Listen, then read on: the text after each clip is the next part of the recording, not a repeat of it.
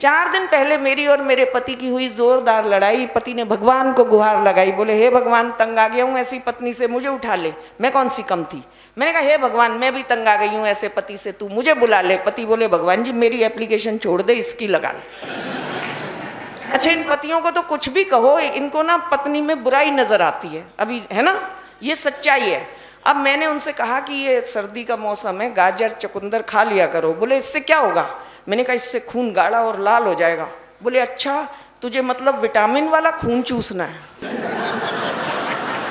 कुछ भी कह लो, उसको पता नहीं कहाँ ले जाते हैं। अभी रास्ते में देर हो गई थी, एक चप्पल की दुकान थी। विनोद बोला दीदी मेरी पत्नी के लिए चप्पल खरीदनी है, पसंद करा दो। मैंने चप्पल पसंद की, ऐसे देख रहा, कह रहा नहीं कोई हल्की दिलवाओ। मैंने कहा क्यों। बोले कोई भरोसा नहीं कब मेरे पे ही ठोक दे। मतलब कुछ भी कर लें हम लोग, इन पत्नियों के ऊपर कुछ ना कुछ कह देते। लेकिन हमसे पूछो ये पति नाम का प्राणी होता कैसे है। मैडम मैं सच कह रही हूँ, मैं एक चैनल पर गई, उन्होंने कहा आप पतियों पे बहुत कुछ बोलती हैं, तो आप बताइए अच्छा पति कैसा होता है। तो मैं बोलती अच्छा पति, इतने में हरियाणा वाली बैठी हुई थी। हरियाणा वाली ताई ने माइक छीन लिया मेरे हाथ से, बोली यो के बतावेगी। मैं बताती हूँ अच्छा पति कैसा हो गया है। मैं कहा ताई आप बता दो। बोली अच्छा पति भूत जैसा हो गया है। अब वो जो टेलीविजन की एंकर थी वो, मैं सब हैरान, जैसे आप हैरान बैठे हो भी ताई क्या बोल रही है। हमने कहा ताई अच्छा पति भूत जैसा होता है क्या मतलब। बोली और के अच्छा पति भूत जैसा हो गया, ना जिंदगी में भूत देखा ना अच्छा पति देखा। तो बस हम तो पति पत्नी लड़ते झगड़ते इसी तरह जिंदगी गुजार लिया करते हैं। और हम पति पत्नी एक दूजे से नहीं उस ऊपर वाले से डरते हैं। वो जैसे चाहे डुगडुगी बजाता है, वो जैसे चाहे सबको नचाता है, सिर्फ और सिर्फ उसी के हंसाने से हंसती है ये दुनिया। वरना इस दुनिया में कौन है जो दूसरों को हंसाता है। मस्ती का माहौल है सब कुछ। लेकिन आज यहाँ पर जब आप लोगों को देखती हूँ तो मुझे लगता है कि माँ बाबा वाली कविता सुना दो। हाँ पेमेंट के हिसाब से सुनाओ जो आपका मन है। फिर तो ना ही सुनाओ। चलो छोटी छोटी माँ बाबा वाली कविता बहुत अच्छी है, सुनाओ। नहीं सुनाओ। उसे हम अगली पेमेंट पे सुनाएंगे। अच्छा, वो अच्छा। बात तो सही है लेकिन नहीं सच में वो फिर कभी सही सबके बीच। लेकिन जब माँ की बात आई और मोनिका ने भी माँ की बात कही, तो यहाँ पर माँ स्वरूप जब बैठे हुए हैं तो 4 पंक्तियाँ याद हैं, वो आप सबको सौंपती हूँ। और मुझे लगता है उससे बेहतर पंक्तियाँ माँ पर मैंने शायद नहीं कभी देखी सुनी। कि खुदा ने जब माँ को बनाया होगा, खुदा ने जब माँ को बनाया होगा, यकीन मानिए वो बहुत पछताया होगा। खुदा ने जब माँ को बनाया होगा, यकीन मानिए वो बहुत पछताया होगा। खुदा का काम था मोहब्बत, वो माँ करने लगी। खुदा का काम था बरकत, वो भी माँ करने लगी। खुदा का काम था दुआएं, वो भी माँ देने लगी। माँ को बनाकर उदास वो परवरदिगार हो गया। खुदा का काम माँ ने कर दिया, खुदा बेरोजगार हो गया। वाह वाह वाह वाह, क्या बात है। माँ को बनाकर उदास वो परवरदिगार हो गया। खुदा का काम माँ ने कर दिया, खुदा बेरोजगार हो गया। तो छोटी छोटी पंक्तियाँ हैं और देशभक्ति की भी बात हो रही है। मुझे एक बात समझ नहीं आती कि अगर ये पाकिस्तान नहीं होता तो ये हमारे जो कवि हैं देशभक्त के वीर रस के, ये क्या करते हैं। है ना, ये सच्चाई है। लेकिन चलिए 2 कौड़ी का पाकिस्तान, हम क्यों अपनी 2 करोड़ की कविता खराब करें। 2 करोड़ की कविता खराब करें।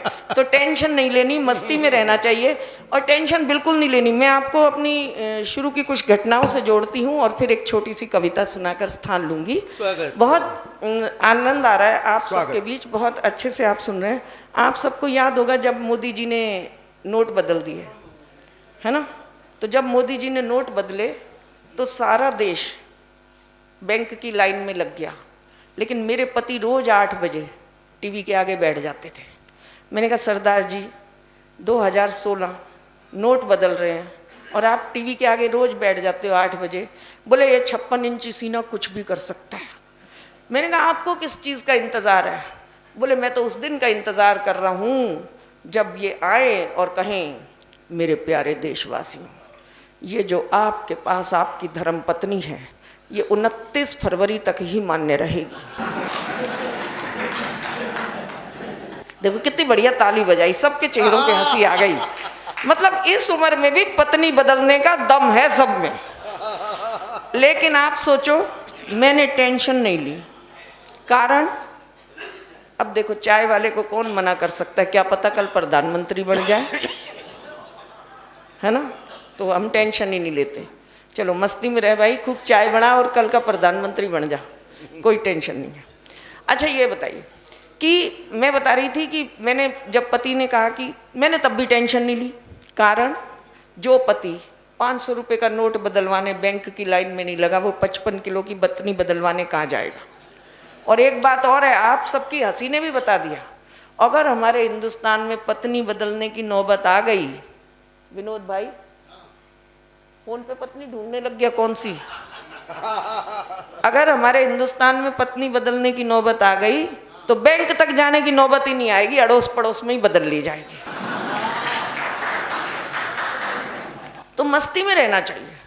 और जैसे मैडम आप बैठे हो ना, ऐसे ही एक सज्जन बैंक में गए।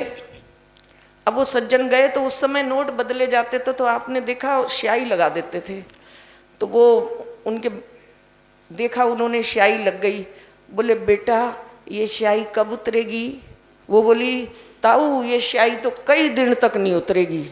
तो बोले फिर तो घनी बढ़िया बात है, आजकल कहीं डाई वाई भी नहीं मिल रही, मेरे बालों में लगा दे, कई दिन तक मैं भी जवान बना रहूंगा। एक बार तालियां उठा दीजिए दोनों हाथ में।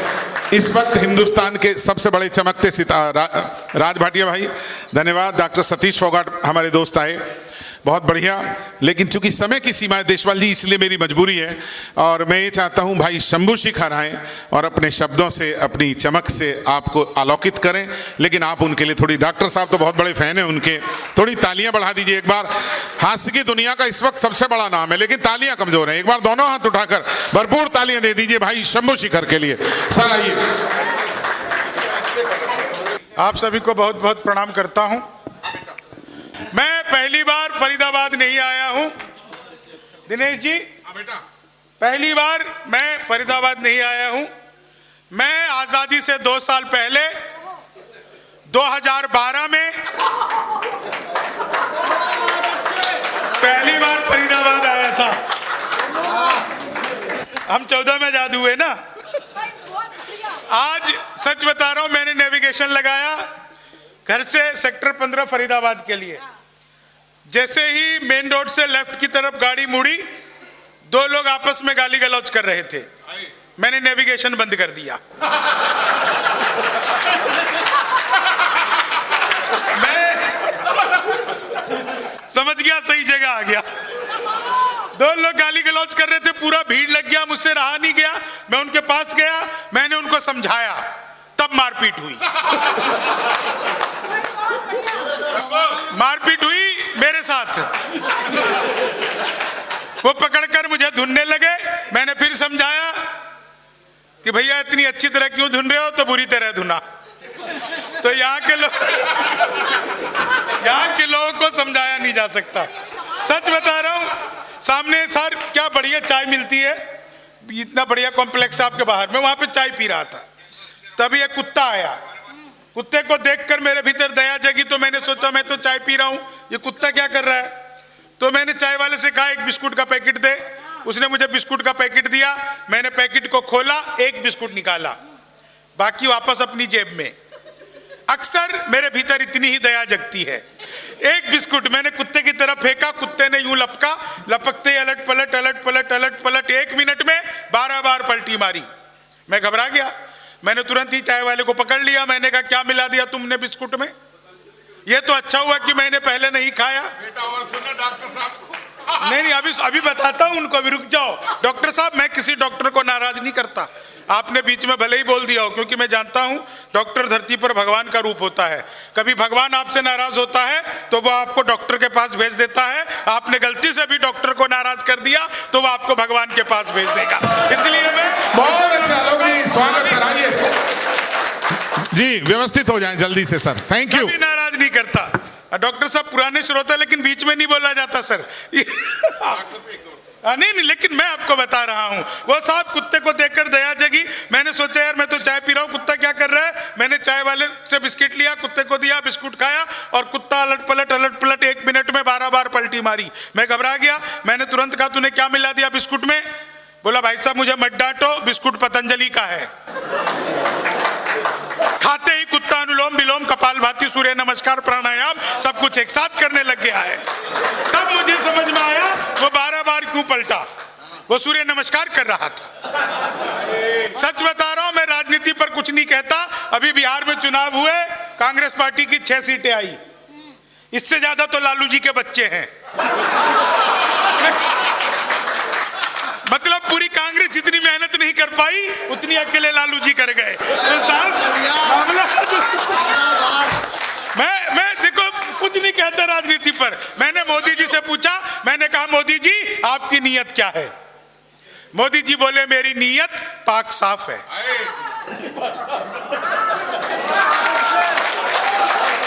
धन्यवाद। आप समझ गए हो तो थोड़ी तालियां दीजिए शंभू शिखर के लिए।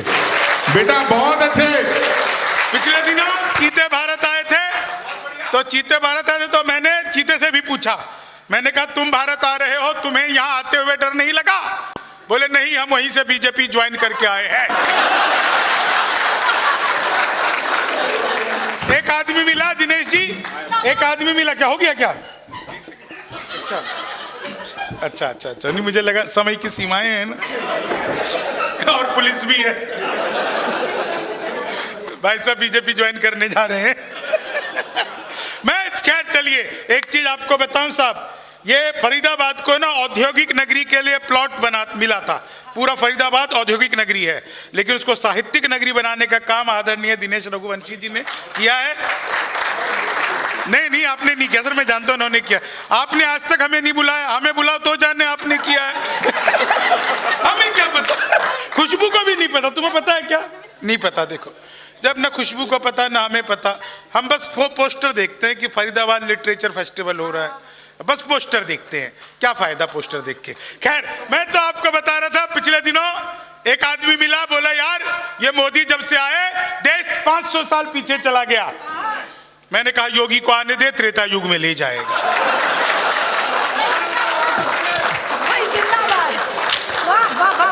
सच बता रहा हूं, आप लोग इतने आनंद से सुन रहे हैं, मौज में। मैं तो किसी तरह का तनाव ही नहीं लेता साहब। बहुत अच्छा ये लग रहा है, महिलाएं हंस रही हैं। एक रिक्वेस्ट करूं बहन जी, एक रिक्वेस्ट, घर पर भी ऐसी रहा करो।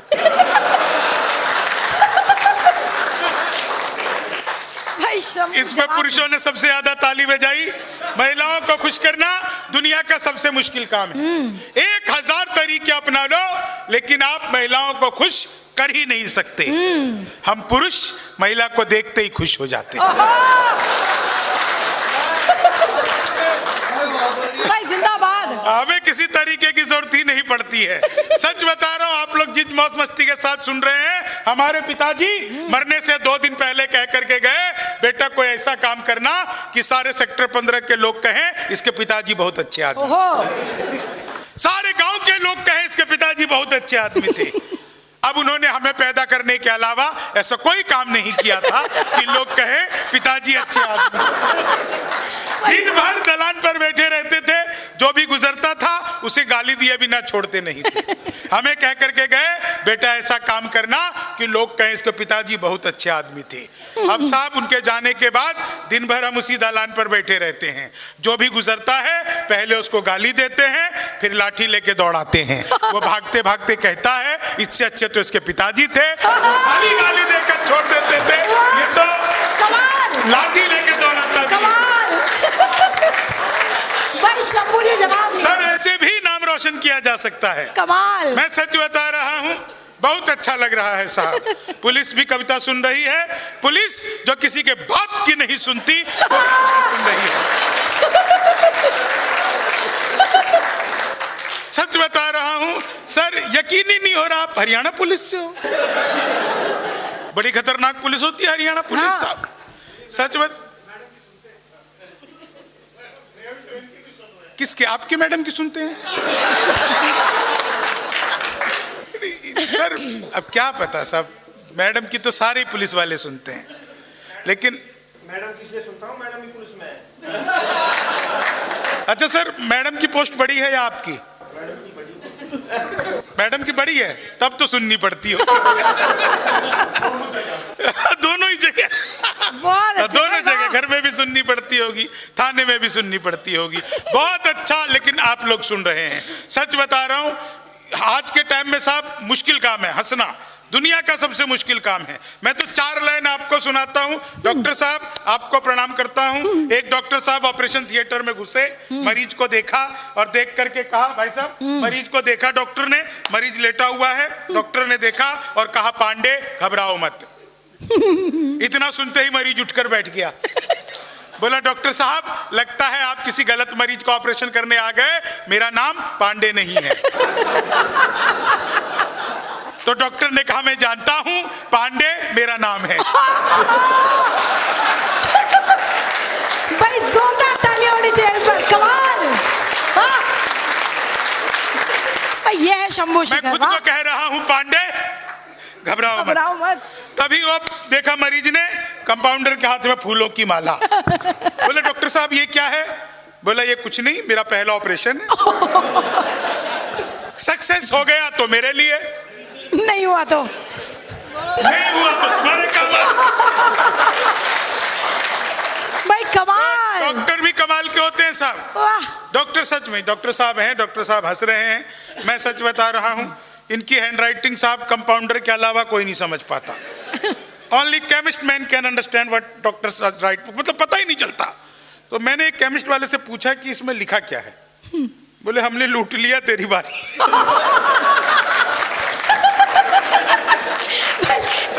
कमजोर थी इसमें, वाह वाह वाह। गलत टाइम पे छेड़ दिया सर, मैं सच बता रहा हूँ। डॉक्टर का पर्चा रहता है, उसमें लिखा था प्लस साइन होता है ना, सबने देखा है डॉक्टर के पे, क्या इसका एक ये सिंबल है। मरीज खड़े खड़े आता है, लेटे लेटे जाता है, दोनों मिलकर प्लस बन जाता है। एक और मतलब है, एक और मतलब है, डॉक्टर और उसमें मरीज कितना भी घाटे में रहे, डॉक्टर हमेशा प्लस में ही रहता है। सच बता रहा बहुत हूं। बढ़िया। लेकिन साहब ये तो हंसी की बात थी, एक हार्ट सर्जन ने अपने हार्ट हॉस्पिटल के बाहर एक शेर लिखवा दिया कि खोल लेते दिल अगर हंस बोल कर यारों के साथ, तो हमें ना खोलना पड़ता यूं औजारों के साथ। भाई जिंदाबाद। भाई बहुत बड़ी बात है, वाह। जीवन में एंजॉय का लेवल बढ़ा लीजिए तो एंजियोग्राफी करवाने की जरूरत नहीं क्या पड़ती कहने। है। मैं सच बता रहा हूं, मैं तो बिहार का रहने वाला हूं सर। वहां पे शराब बंद हो गई तो मैं दिल्ली रहने लगा। बहुत बढ़िया। एक देखो इंटेलेक्चुअल बात आप लोगों को बताता हूं। दिल्ली में केजरीवाल जी थे, जगह जगह चुनाव प्रचार हुए। जब पिछले चुनाव में आम आदमी पार्टी का कार्यकर्ता गया, उसने एक प्रचार किया, भाजपा वालों ने प्रचार किया, कांग्रेसियों ने प्रचार किया। भाजपा वाले प्रचार करते थे, मोदी सरकार को जिताइए, डबल इंजन सरकार बनाइए, जगह जगह लिख करके आ गए। कांग्रेस वाले प्रचार करते थे, शीला जी को याद करिए, राहुल गांधी को जिताइए। सबसे खतरनाक और सही प्रचार आम आदमी वाले ने किया। उसका कार्यकर्ता तिहाड़ के बाहर लिख करके आया, फिर आएंगे केजरीवाल। सच बता रहा हूं, कमाल की चीज है साहब। मेरे पास सलमान खान का फोन आया था बिग बॉस से। बोले, शंभू शेखर जी आपको हम बिग बॉस में लाना चाहते हैं, आप दिल्ली में कहां रहते हैं? मैंने कहा, जी मैं लॉरेंस रोड पे रहता हूं। भाई बात बारीक है, जिंदाबाद। भाई लॉरेंस रोड, वाह। फिर नहीं आया। अच्छा फरीदाबाद में भी बहुत बिहारी है, इसमें सर हमारी गलती नहीं है, सारा कसूर गुरुजी आप लोगों का। बड़े बड़े पंडाल लगाते हो, कीर्तन मंडली बुलवाते हो, फिर भजन करवाते हो, राधे राधे जपो चले आएंगे बिहारी, राधे राधे जपो चले आएंगे बिहारी, राधे राधे जपो चले आएंगे बिहारी। अब कलयुग में वो बिहारी आ नहीं सकते, हमें ट्रेनों में ठुस ठुस कराना पड़ता। हमारा तो मामला अद्भुत है, मैं सच बता रहा हूँ। मैं इलेक्ट्रॉनिक इलेक्ट्रॉनिक शॉप पर गया, मैंने पूछा टीवी कितने का दे रहे हो? बोला हम बिहारियों को टीवी नहीं देते। मैंने कहा तुझे कैसे पता लगा? बोला निकल यहाँ से। अगले दिन मैं सूट बूट हैट नकली मूछे, मैंने कहा है टीवी कितने का दे रहे हो? बोला तुझे कल भी मना किया था। अगले दिन मैं बुर्का ओढ़ के चला गया, मैंने कहा भैया ये टीवी कितने का दे रहे हो? बोला भाई साहब आपको 2 दिन से मना कर रहा हूँ, हम बिहारियों को टीवी नहीं देते। मैंने कहा ठीक है मत दे, लेकिन ये बता तुझे पता कैसे लगता है मैं बिहारी हूँ? बोला बेटा जिसे तू टीवी कह रहा है वो माइक्रोवेव है। कमाल कमाल, ये जितेंद्र भाई आ जाओ, कमाल है। टीवी बताने का कॉन्फिडेंस जो बिहार लेकर के आया। स्वागत है। देखिए आप सबके चेहरे पर हंसी है, अपने जख्मों को भी आईना बनाया हमने, आपको हंसता हुआ चेहरा दिखाने के लिए। वाह! इतना आसान नहीं खुद का तमाशा करना, कलेजा चाहिए लोगों को हंसाने के लिए। बहुत अच्छे शंभू, क्या बढ़िया दृश्य है साहब। हंसता हुआ आदमी कभी भी स्वर्ग में नहीं जाता, वो जहां जाता है उसी जगह को स्वर्ग बना देता है। तो मैं बधाई देता हूं, इस समय हम सब स्वर्गवासी हैं। देखिए कानपुर वालों को ये सब कहना नहीं चाहिए, मोहब्बत करेंगे। मोहब्बत में मालूम योगी जी की सरकार है, लठ पड़ रहे हैं वहां कहें मोहब्बत करेंगे। तो हम लोग सर प्यार मोहब्बत की कविताओं से बहुत दूर रहते हैं भाई साहब। मुझसे अगर आप पूछिए कि प्यार किया कि नहीं किया, तो मैंने तो कभी नहीं किया, एक भी मेरी प्रेमिका नहीं है। योगी जी की सरकार के पहले 15 प्रेमिकाएं थीं। जिस दिन योगी जी सीएम बने, दीदी सही बता रहा हूं, आप बहुत अच्छा हंस रही हैं, उसी दिन हमने सबसे राखी बंधवा लिया, क्योंकि उत्तर प्रदेश में आधार कार्ड देख के लट्ठे चलाए जाते हैं। मैंने 4 पंक्तियां लिखी, अगर आपको मजा आ जाए तो तालियों का महोत्सव करना कि एक फूल तुझे देने के लिए सस्ते में ले लिया, देखे ना कोई इसलिए बस्ते में ले लिया, फूल तुझे देने को निकले थे जाने मन, पर बजरंग दल वालों ने उसे रस्ते में ले लिया। ये बीच में हम इसलिए सुना रहे हैं कि हमारा काव्य पाठ भी इसमें लगातार निपट रहा है। आप ये ना सोचिए मलक से पढ़ेंगे, ये नियम हमारे ऊपर भी लागू होता है। देखिए कानपुर तो बहुत अद्भुत है। दीदी कितना अच्छा हंस रही हैं। महिलाएं जब हंसती मुझे बहुत अच्छा लगता है, घर पे भी इसी तरह हंसते रहिए आप, बहुत अच्छा लग रहा है। महिलाएं कवि सम्मेलनों में आजकल कम आती हैं, और ये जितने भी पति हैं अपनी पत्नियों को कवि सम्मेलन में लेकर मैं इनको सैल्यूट करता हूँ। अग्निहोत्री जी तो बैठे हुए हैं, तो पुराने चावल हैं सर आप, अब आपके लिए हम क्या कहें। अगर ये पति अपनी पत्नियों से झूठ ना बोले भाई साहब, तो घर में खाना नसीब नहीं है। मैं आपको बता दूं, राजा हरिश्चंद्र ही कैसे थे भाभी जी, जिन्होंने अपनी पत्नी से कभी झूठ नहीं बोला, क्योंकि उनकी पत्नी ने 3 बातें कभी नहीं पूछी, मैं कैसी लग रही हूं, फोन किसका था, कहां से आ रहे हो। अगर आप भी नहीं बोलेंगे तो आपको भी नहीं बोलना पड़ेगा। ताली आप बजा सकते हैं जोरदार। आइए कानपुर के उस बड़े कवि को मैं बुलाना चाहे, तो हमसे कह रहे थे यार ये कानपुर कैसा है, कानपुर के लोग कैसे। हमने भाई साहब इतने अद्भुत लोग कानपुर में ही मिलेंगे। एक बच्चा बड़ा शैतान था, वो हमेशा टीवी देखता रहता था, तो कानपुर का था, तो उसकी दादी ने कहा दिन भर टीवी देखते रहे तो हमसे बात कर लो। अब वो बच्चा कानपुर का, उसने कहा दादी आज हम आपसे बात कर ही ले रहे हैं, दादी ये बताओ हम लोग इस घर में 6 लोग कब तक रहेंगे। तो दादी ने कहा कौन 6 लोग? कहा एक तो मम्मी पापा, एक हम, छोटी वाली बहन जो घर में बिल्ली पली है, वो बिल्ली मतलब उसने बिल्ली तक गिन लिया। तो दादी ने कहा कि हाँ अभी हम लोग 6 लोग हैं, तुम्हारे पापा से कहेंगे तो डॉगी को लेके आएगा, कुत्ते को, हम लोग 6 लोग हो जाएंगे। तो बच्चे ने कहा वो डॉगी फिर बिल्ली को खा जाएगा, हम लोग फिर 6 लोग बचेंगे। तो दादी ने कहा जब तेरी शादी होगी तो तेरी दुल्हन भी तो आएगी, हम लोग फिर 7 लोग हो जाएंगे। तो बच्चे ने कहा दीदी बड़ी हो जाएंगी, बहन की शादी होगी, वो अपने घर चली जाएगी, हम लोग फिर 6 लोग रह जाएंगे। दादी ने लगाया ब्रह्मास्त्र। दादी ने कहा जब तेरी शादी होगी तब तेरे बच्चा भी तो होगा। तो बच्चे ने कहा दादी फिर अब मर जाओगी।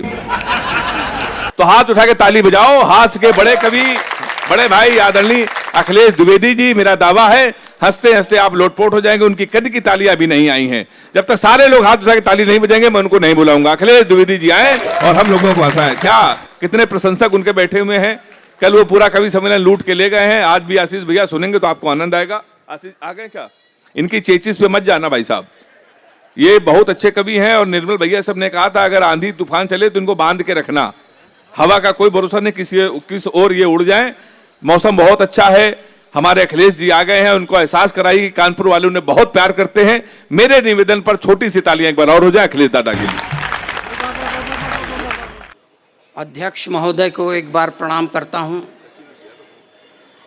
हालांकि उनको आप लोगों ने अध्यक्ष बनाया, मुझे फूटी आंख सुहाए नहीं रहे हैं वो, मगर आप बना दिए हैं तो हमारा इसमें कोई कसूर थोड़ी है। और बिना मन से मैं इनको प्रणाम करता हूं। देश के उस शौर्य गीतों के सार्थक हस्ताक्षर को प्रणाम करता हूं, जिनको बहुत दिन के बाद आज मुझे सुनने को मिलेगा। आदरणीय वेदव्रत वाजपेयी जी, वाह। बहन शबीना आदीप को प्रणाम करना मजबूरी है। अच्छा, का है? क्योंकि कानपुर की है। अभी नहीं प्रणाम करेंगे तो उसके कुछ लोग होंगे यहाँ, बाहर निकल नहीं पाएंगे। बहरहाल आप लोग थोड़ा सा मन लगाइए। दादा ये बताओ, आपके साथ कोई करेगा कि आपके अंदर बचा ही क्या है? अब उसके लोग मंच पर भी हैं। मंच पे भी है उनके लोग, सही बात है। बीच में बोलने वालों से हमारी जान उब गई। बीच वालन से जीव भी आएगा। कोनो शुभ काम हो तो बीच वाले चले आते हैं। जब हम खुद माइक पर खड़े हैं कुत्ते की तरह भौंकने के लिए, तो मेरी भूमिका से मेल मत मिलाइए। वैसे ही यहाँ भाई साहब बाएं तरफ प्रथम पंक्ति से ही महिलाओं को बैठा लिए आप। अब महिलाओं को देखकर मेरी हिम्मत नहीं होती। अब सरकार के एक नारे के हम सख्त खिलाफ हैं। हाँ। जिसमें सरकार कहती है नारी सशक्तिकरण। अच्छा। नारी सशक्तिकरण का मतलब पुरुष अशक्तिकरण। जोन काम अपने खिलाफ हो क्यों माने?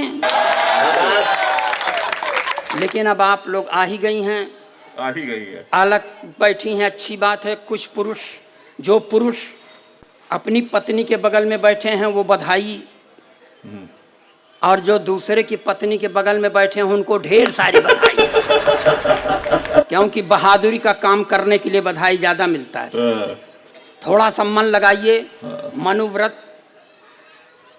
मनुव्रत ने बहुत अच्छा पढ़ा है। ये जो अरुणोदय काल है उस काल में मैं केवल प्रशंसा कर सकता हूँ उसके, और उज्ज्वल भविष्य की कामना कर सकता हूँ। वाह वाह वाह वाह वाह वाह वाह। एक चीज का और सत्यापन कर दूं कि मैं ये नहीं कह सकता कि ये चंदन राय जी, आप भारत के सबसे बड़े गीतकार हो, सबसे बड़े गजलकार हो, आपकी सबसे अच्छी आवाज है। मैं ये दावा नहीं करता, मगर इस बात का दावा कर रहा हूं कि जो अपने बड़े गीतकार देश में अपने को लगाते होंगे, आपके आगे मुझे बौने नजर आते हैं। बहुत अच्छे भाई। अरे चंदन का कोई भाई, चंदन भाई का जवाब नहीं कोई। वाह। कोई चंदन भाई का कोई परिचय नहीं तुमसे मगर संबंध पक्का है। सुनिए अग्निहोत्री जी। हाँ, कोई परिचय नहीं तुमसे मगर संबंध पक्का है। नहीं टूटे जो अंतिम सांस तक अनुबंध पक्का है। वाह वाह। और लहर नफरत की रह रह कर डराती हैं हमें, लेकिन वाह, करेंगी क्या भरोसे का अगर तटबंध पक्का। मैं उसी आप लोगों के भरोसे के सहारे खड़ा हुआ हूं। वाह। हालांकि मुझको धीरज चंदन ने यह कहा कि आप एक परफेक्ट मैन हैं। हम कहा यही अगर हमको अलंकार हमारे घर में मिल जाता तो हम तुम्हारा मुंह देखने यहाँ ना आते। Perfect man. थोड़ा सा आप लोग मन लगाइए। देखिए, सरकार ने गलत समय पर गलत नारे दे दिए। क्या बात। नारी सशक्तिकरण। अब जिस नारी के द्वारा हम 38 साल से प्रताड़ित हैं, उसके सशक्तिकरण की बात गले के नीचे नहीं उतरती। यहाँ बैठे हुए हैं निर्मल जी, एक अदद अपने पास भी पत्नी है भाई साहब, मांग में सिंदूर नहीं लगाती। अच्छा। मैंने कहा देख भाग्यवान ब्राह्मण के घर की बहू है, लगाया कर। हाँ। उसने कहा नहीं लगाती। मैंने पूछा क्यों, तो मुझको ही समझाती है कि देखो ये सिंदूर वो है जिस पर औरतें गर्व करती हैं। मैं किस पर गर्व ये केजरीवाल के खिलाफ कुछ भी बोल रहे, मेरे को कोई दिक्कत नहीं। राहुल गांधी के खिलाफ कोई बोलता है, मेरे को गुस्सा आता है। राहुल गांधी के खिलाफ किसी को भी कुछ नहीं बोलना चाहिए, क्योंकि राहुल गांधी हम हास्य कवियों के कुल देवता है, और अपने देवता के खिलाफ किसी को कुछ भी नहीं बोलना चाहिए। वाह। अच्छा, हमारे देश के पहले प्रधानमंत्री थे नेहरू जी। नेहरू जी के कपड़े विदेशों में धुलने जाते थे। मोदी जी ऐसा नहीं करते। मोदी जी के 10-20 जोड़ी गंदे होते हैं, वो खुद ही विदेश चले जाते हैं। बार बार का टंटा ही कौन पाले। अभी मोदी जी ने तो ऑपरेशन सिंदूर कर दिया, पाकिस्तान में एयर स्ट्राइक कर दी, ऑपरेशन सिंदूर कर दिया। अब क्या है भाई साहब, अपन जिस जगह सिंदूर लगाते हैं तो फिर वो जगह अपनी हो जाती। तो मोदी जी ने पाकिस्तान पे सिंदूर लगाया था तो पाकिस्तान फिर अपना हो गया था। पर वो मोदी जी की पुरानी आदत है सिंदूर लगा के छोड़ने की।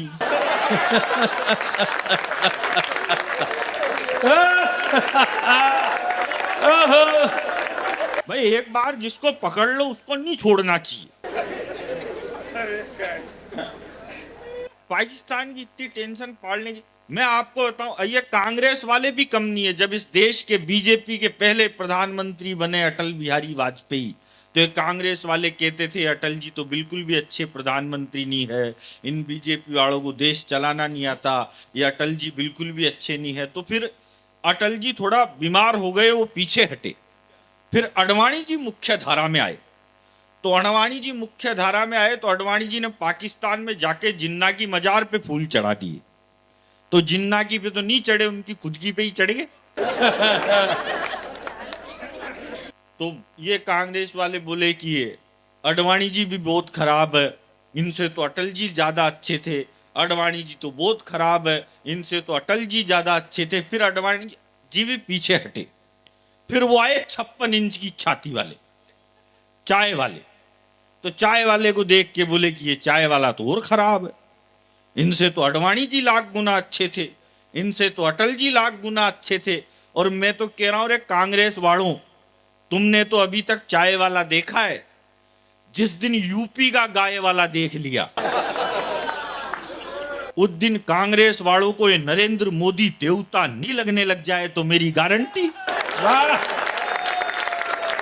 एक बार दोनों हाथ ऊपर। वाह वाह वाह वाह वाह वाह वाह वाह वाह वाह वाह। जैसे क्या है, मैं बीच में एक ही बार उठवाता हूँ दोनों हाथ। ज्यादा में क्या है, पब्लिक भी थक जाती है। बोले यार कब तक ताली बजाएं, हमको ताली बजाने वाले थोड़ी है। ज्यादा नहीं बजानी चाहिए। कि लड़के टेट याकूब मेनन को फांसी हुई तो इस देश का पढ़ा लिखा मीडिया बोले याकूब मेनन को गलत फांसी पे लटका दिया, याकूब मेनन के साथ अन्याय हुआ। याकूब मेनन जब फांसी पे लटक रहा था तो उसको अंतिम समय में उसकी 17 साल की बेटी से नहीं मिलने दिया गया। यह बहुत दुखद बात है। ये कौन बोला? ये देश का पढ़ा लिखा मीडिया बोला।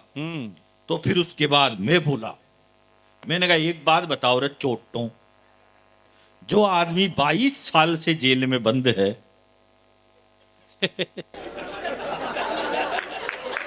वाह, उसके 17 साल की बेटी कहां से आ गई? वेबसाइट से डाउनलोड करते हो यार? वाह वाह वाह वाह। मैं अंतिम 4 लाइनें आपको सुनाना चाहता हूं और उसके पहले एक बात बताना चाहता हूं जी। अभी महाराष्ट्र में कुछ बच्चों को इसलिए पीटा गया क्योंकि उनको मराठी नहीं आती थी। एक मारवाड़ी बच्चे को पीटा गया, बोला कि महाराष्ट्र में रहना है तो मराठी बोलनी पड़ेगी। हाँ। एक बात इस मंच पे बताता, एक बार एक जंगल के सारे जानवर इकट्ठा होके शेर के पास चले गए और शेर से जाके बोले राजा जी, ये जंगल में सियार बहुत हु करते हैं, आप एक काम करो, इनको जेल में डालो। तो शेर बोला जी ये सियार हु नहीं करेंगे तो क्या करेंगे? बोला भाई साहब नींद डिस्टर्ब होती है, जेल में डालो। तो शेर ने सियारों को जेल में डाल दिया। 2-4 दिन बाद फिर चले गए, बोले साहब ये जंगल में गधे भी बहुत डेचू करते हैं, इनको भी जेल में डालो। हालांकि जंगल में गधे नहीं होते हैं, मगर जब विधानसभाओं में हो सकते हैं तो जंगल में क्यों नहीं हो सकते? तो बोले जेल में डालो साहब, नींद डिस्टर्ब होती है। उनको भी जेल में डाल दिया। 4 दिन बाद फिर चले गए, बोला साहब ये जंगल में कौवे भी बहुत काऊ काऊ करते हैं, इनको भी जेल में डालो। शेर बोला जी कौवा काऊ काऊ नहीं करेगा तो क्या करेगा? बोला सर नींद डिस्टर्ब होती है, जेल में डालो। तो बोला कौवा आसमान में उड़ता है, हाँ। मैं जमीन पे चलता हूं, मैं उसको जेल में कैसे डाल सकता हूं? तो जानवर बोले कि शेर जी, अगर आप उसको जेल में नहीं डाल सकते कौवों को, तो फिर इस्तीफा दो। शेर ने इस्तीफा दे दिया। अगले दिन फिर कुत्ते को जंगल का राजा बनाया गया। वाह ध्यान रखना, जब भी शेर इस्तीफा देगा, कोई ना कोई कुत्ता ही राज करेगा। वाह वाह वाह वाह, मैसेज है भाई, जिनकी समझ में आए वो ताली बजाए, बाकी रहने दो। वाह, कुत्ते ने राजा बनते ही घोषणा कर दी, बोले आज से न जंगल में कोई ढेंचू ढेंचू करेगा, ना आज से कोई जंगल में काऊ काऊ करेगा, ना आज से कोई जंगल में हु हु करेगा। जिसको भी इस जंगल में रहना है, केवल भों भों करनी पड़ेगी, और कोई भी भाषा इस जंगल में नहीं चलेगी। तो जानवर बोले जी हम भों भों कैसे कर सकते हैं? बोले नहीं कर सकते तो फिर इस्तीफा दो। तो शेर ने इस्तीफा दे दिया, कुत्ता जंगल का राजा बन गया। इसलिए कहता हूं कि जिसको ढेंचू ढेंचू करनी आती है, उसको ढेंचू ढेंचू करने दीजिए। जिसको भों भों करनी आती है, उसको भों भों करनी दीजिए। जिसको मराठी आती है, उसको मराठी बोलने दीजिए। जिसको बिहारी आती है, उसको बिहारी बोलने दीजिए। जिसको हिंदी आती है, उसको हिंदी बोलने दीजिए। क्योंककि भाषा कभी भी विवाद का विषय नहीं होती, भाषा हमेशा संवाद का विषय होती है। वाह वाह वाह वाह वाह। मैं अंतिम